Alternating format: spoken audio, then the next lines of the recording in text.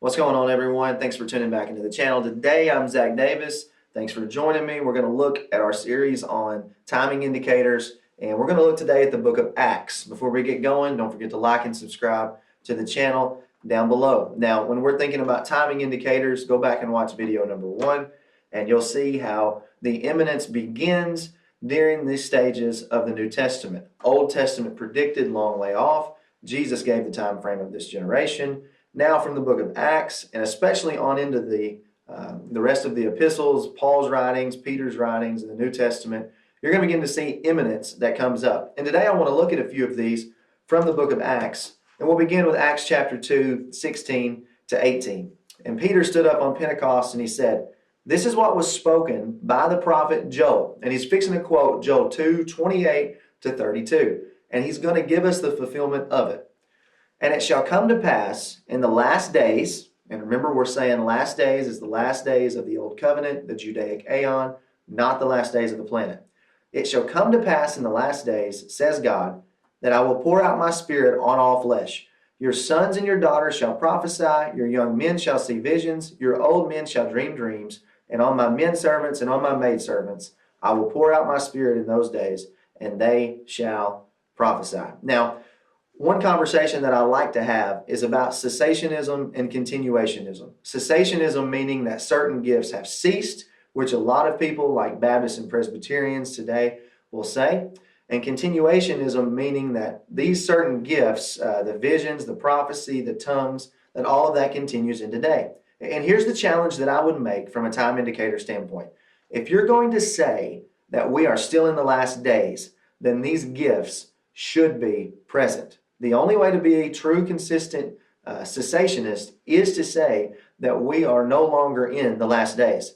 I asked Justin Peters and I asked Andrew Rappaport via Facebook on a video that they did about this exact question, and I wasn't satisfied with the answer. Great deal of respect for those guys, no harm intended. I just think that whenever folks, even like the cessationist video that's about to come out, they're going to miss the best argument for cessationism by not using the time indicators in last days with Daniel 9:24 to seal up vision and prophecy in this way. Because vision and prophecy were sealed up at the end of the Old Covenant Judaic Aeon. When the New Covenant kingdom comes in full, then those things pass off the scene. And I believe that's the only consistent way. You can leave likes and comments in the description bottom below and tell me where I missed that.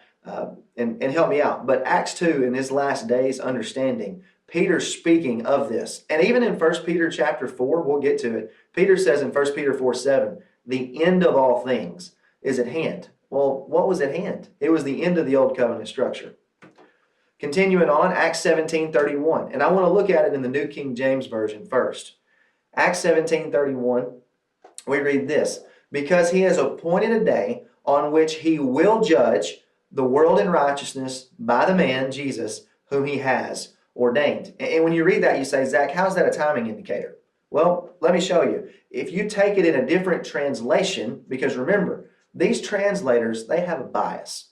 And whether we like that or not, I'm somebody that stands up and will make the joke and say, well, I'm New King James only, because I love the New King James Version. I just think they miss it in a couple of these passages, especially on the resurrection in Acts. Whenever we look at Young's literal translation on Acts 17:31, we read it this way: "Because he did set a day in which he is about to judge the world in righteousness by a man whom he did ordain." So you can see the difference from he will judge to he is about to judge.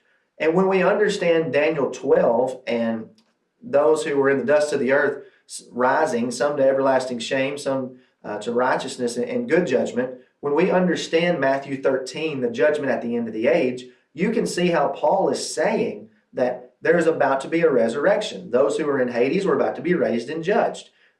That's the essence of what I believe Paul's getting at in Acts 17:31. And the word that gets used there in the Greek is the word mello. And we'll take a look more at that in just a few minutes. But notice the difference in the translation. He will judge. He is about to judge in Young's literal translation, which I believe is correct. Acts chapter 24, verse 15, we see the exact same construct. Paul said, "I have hope in God, which they themselves also accept," speaking of the Jews, "that there will be," New King James, a resurrection of the dead. And when you say will be in that manner, me and you read that in a futurist mindset and say, okay, well, Paul's just saying one day eventually there will be a resurrection of the dead, both of the just and the unjust. Again, that's Daniel 12, Matthew 13. But if you start looking at mellow in the proper way, which I believe with the infinitive, Young's literal translation reads it this way. Paul says, having hope toward God, which they themselves also wait for, that there is, mellow, about to be a rising again of the dead, both of the righteous and the unrighteous. And you can see how it's used in that way. Acts 24:25, very similar. We see the same thing. Says, now as he reasoned about righteousness, self-control, and the judgment to come, open-ended judgment to come, could be a couple years, could be 2,000 years in the New King James. Felix was afraid and answered. But then you read it in Young's literal translation, Acts 24:25 says, and he, Paul, reasoning concerning righteousness and temperance and the judgment that is about to be, mellow, Felix, having become afraid, answered. So you can see the difference in the timing when we understand certain words in certain ways. And remember, translators bring a bias to it. You've got to figure out what you believe. Was their paradigm right? The New King James translators who are futurists.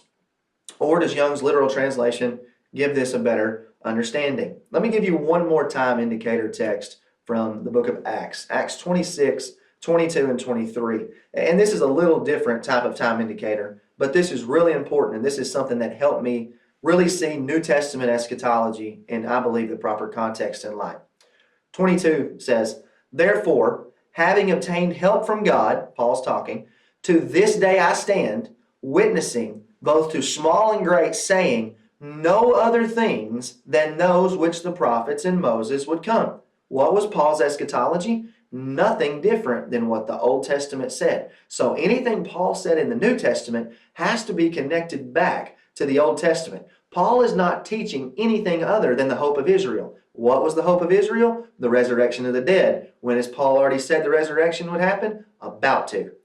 Daniel 12, Matthew 13, end of the age. So this is why when you get to passages like 1 Corinthians 15, Paul quotes Hosea 13, which is a spiritual resurrection in reference to Israel. This is why Paul quotes in 1 Corinthians 15, Isaiah 25:8 about bringing an end to death. In Isaiah's little apocalypse from 24 to 27, Isaiah 25:8 right in the middle of that in connection with the destruction of Jerusalem that you see on in chapter 26. So everything Paul was saying is found in the Old Testament. So when we read those passages, we go back to the Old Testament and say, okay, Paul understood what he was teaching in light of the Old Testament. That's why he says, listen, I don't teach anything other than what Moses, the law, and the prophets, the Old Testament, taught.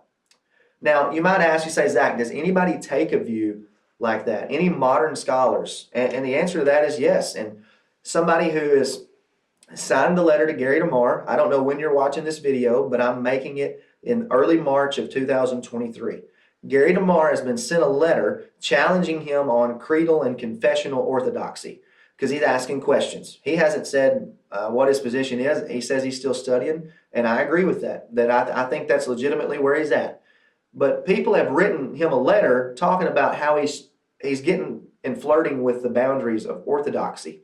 Well, let me just show you somebody who's on the letter and how they're going to take those Acts passages in Mellow and About to Be exactly the way I just taught it. And what's funny and ironic is the way Philip Kaiser teaches this completely disagrees with the creeds and confessions. Yet at the same time, he signs a letter pleading with Gary DeMar to return to confessional orthodoxy. It's completely the pot calling the kettle black. But this is good work from Dr. Kaiser. I respect him a great deal, disappointed in the fact that he would be on this letter. However, let's read what he says about some of these passages, specifically these Acts passages. And this is all quoted and cited directly straight from his barley harvest sermon. You can see on Biblical Blueprints, Philip Kaiser, his website. This is taken all straight from that. He says, well, 2,000 years after those scriptures were written is not something that is about to happen. Speaking of Acts and Mellow. He says, I won't take the time to go through the whole long list of scriptures that have the Greek word mellow, But each of those references in your outline shows some massive changes that would happen soon in 70 AD. For now, I want to focus on the verses that speak of a resurrection that was about to happen, since that is the one that so many people miss. He's saying there was a resurrection in AD 70, and he's fixing to point to the text we just looked at to prove it.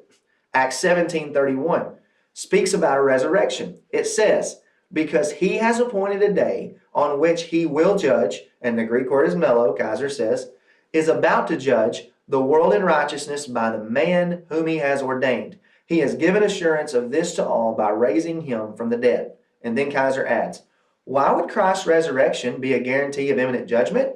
Because Daniel connects judgment against Israel with resurrection. Daniel 12:2, Daniel 12:7. The resurrection would happen when the power of the holy people would be shattered. That's my emphasis, not his quote. Kaiser continues. Speaking of Acts 24:15, he says, look now at Acts 24:15. This is Paul speaking. He says, I have hope in God, which they themselves also accept, the Jews, that there will be a resurrection of the dead, both of the just and the unjust. The word will be, Kaiser speaking, is the Greek word mello, which refers to something very near. It is more literally translated that there is about to be a resurrection of the dead. Kaiser says, well, Paul said that about 10 years before the AD 70 resurrection, so it was literally true. See how we're getting this? Kaiser continues. Look down at verse 25, where mello occurs again. Now, as he reasoned about righteousness, self-control, and the judgment to come, literally, Kaiser says, the judgment about to come, Felix was afraid and answered, go away for now. When I have a convenient time, I will call for you. Kaiser adds, it was the very imminence of this judgment that made Felix afraid. You can see how modern scholars are beginning to understand the implications of these time indicators, especially in Acts with the resurrection of the dead and the use of mello. And I hope that'll help you begin to see some of the ways that we think. And now I would take it that Kaiser must remain inconsistent to posit certain events, speaking of resurrection of the dead in the future, as he's already completely gave away the farm here in the book of Acts, which I would agree with. I hope you've enjoyed this video. Those are timing indicators on the book of Acts. Like and subscribe to the channel down below. God bless.